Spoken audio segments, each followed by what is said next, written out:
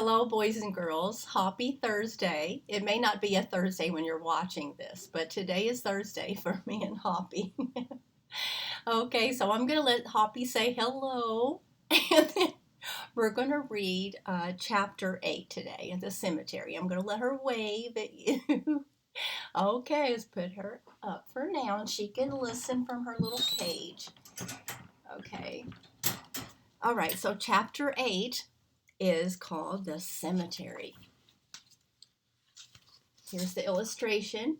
My son Brandon drew this when he was 16 because I didn't have any illustrations turned in from kids that show the cemetery. So Jake and Emily quickly picked up their list of chores and headed out the back door. Samson trailed closely behind them with his tail tucked between his legs. Sonny walked over to the birdcage and opened the door. The crow jumped onto his arm, then perched on his shoulder. Sonny followed the children out on the porch. Meet Eduardo, captain of my cunning crew of crows. They are my faithful flying watchdogs. If you try to leave the estate, they will call loudly. When we capture you, you will be chastised as the others were. I advise you to spare yourselves from this peril. We expect you back in the dining room area for lunch at noon, where you will report your progress with your duties. As Sonny stretched out his arm, the crow fluttered its wings, leaping to his wrist. Accompany them to the cemetery, Eduardo. Watch them closely, he said. The crow called, Yes, master. He flew to the top of a tree nearby, patrolling their every move. As Emily and Jake would get closer to where Eduardo was perched, he would fly ahead a little more, watching and waiting. They walked down the long driveway, reading the list as they went along. Weed cemetery, pick and slice tomatoes for lunch, eat in dining room, wash dishes, sweep porch, slop hogs, milk goat, feed chickens, draw water from well to clean chicken coop, manure garden, dust library, sweep and scrub kitchen floor. What is manure? Emily asked Jake. Remember when we visited our best friend's grandparents' farm and played out in the cow pasture? Yeah, Emily started to giggle. Brady and I were chasing you and Jaden, and he slid in some... That was manure, Jake exclaimed. A look of horror came over Emily's face. You mean we're supposed to put that stuff in their garden? Why? It makes things grow better, Jake answered. Emily didn't know whether to laugh or cry. I think I'm going to be sick, she gasped as they walked together toward the cemetery. When they arrived, Eduardo joined the other crows in a giant, dead-looking tree in the center of the cemetery. Jacob opened the crooked, squeaky gate. They stopped and looked around at the long, winding vines and weeds covering the tombstones. How in the world are we going to be able to finish? This is impossible, Emily whined. It would take all day, even with electric trimmers, to do this job. He didn't even give us gloves. Our hands are going to be so sore, Jacob complained. Unexpectedly, Eduardo flew down to a nearby tombstone. Work, he cackled as he paced back and forth. All at once, he flew over their heads and landed on another tree. "Work!" he called again. The other crows called noisily, following Eduardo to the other tree. "This is like a nightmare. We better hurry before Sonny hears them," Emily cried. "God, please give us some kind of plan to get out of this place and help Mom and Dad find us soon," Jacob prayed aloud.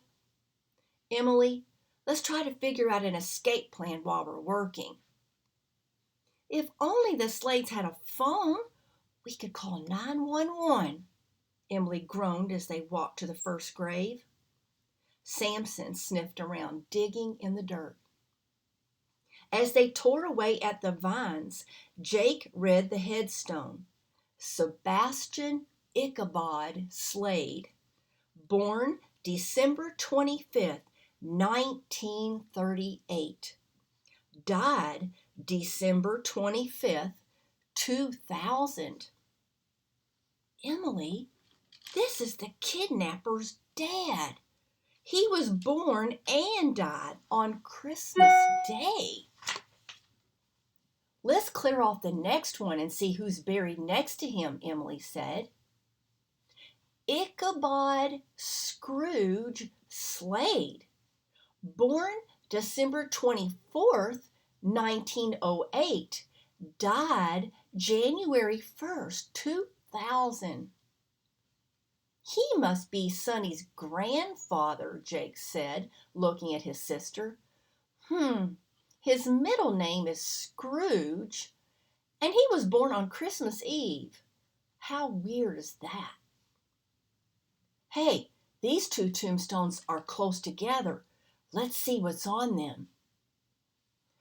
Mayor Samuel Ezra Slade, born June 1st, 1863, died December 23rd, 1908, Emily read.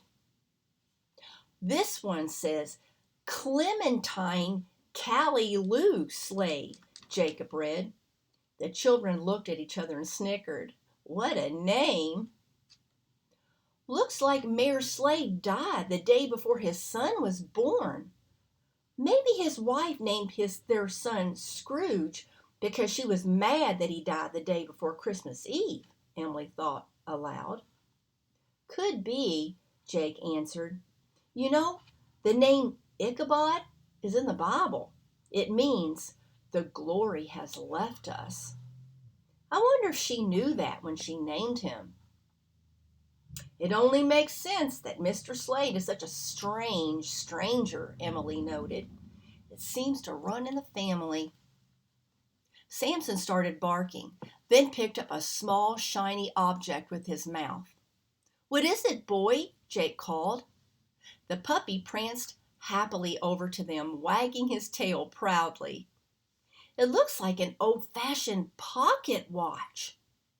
"Open it up," Emily exclaimed. Jake pried it open. Cool. There's a watch on one side and a picture of a man and woman on the other side. This watch is probably 100 years old. He put the watch in his pocket. "We'll show this to Mr. Slade and his mother. Maybe they'll be grateful to get it and not be so hard on us." Samson ran over to a tree in the back of the little cemetery and started to howl, as if to say, "Look at this! Look at this!" The kids ran over to the tree and saw a granite stone shaped like a trophy. It just said, "In loving memory of Charlie." "I wonder who Charlie is," Emily pondered. "And why is it kind of hidden behind this tree by the fence?"